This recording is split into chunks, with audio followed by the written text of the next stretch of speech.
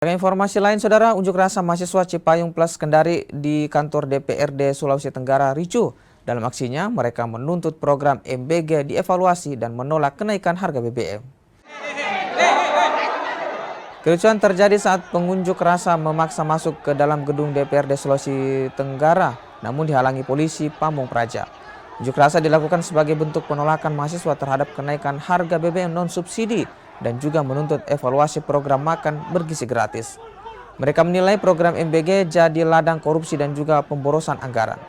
Itu terbukti tertangkap kepala BGN, yang itu kurang lebih ada beberapa kerangka-kerangkanya juga tertangkap. Makanya kami perlu mengevaluasi ini. Satu.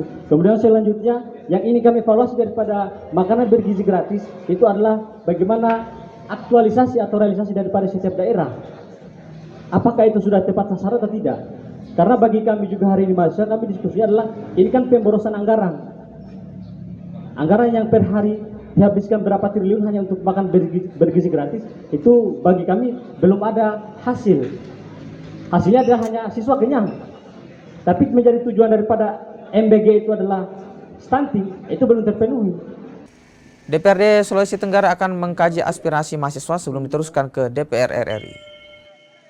Rekomendasi kita ini tentu kan mereka di DPR RI Pusat dan yang terkait dengan pembuat undang-undang, tentu mereka akan mengevaluasi dan tentu mengkaji lagi apakah usulan-usulan yang dari bawah ini bisa diterima.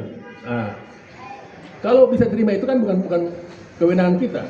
Kami akan memberikan rekomendasi bahwa fakta-fakta di lapangan di daerah ini begini. Kami akan teruskan.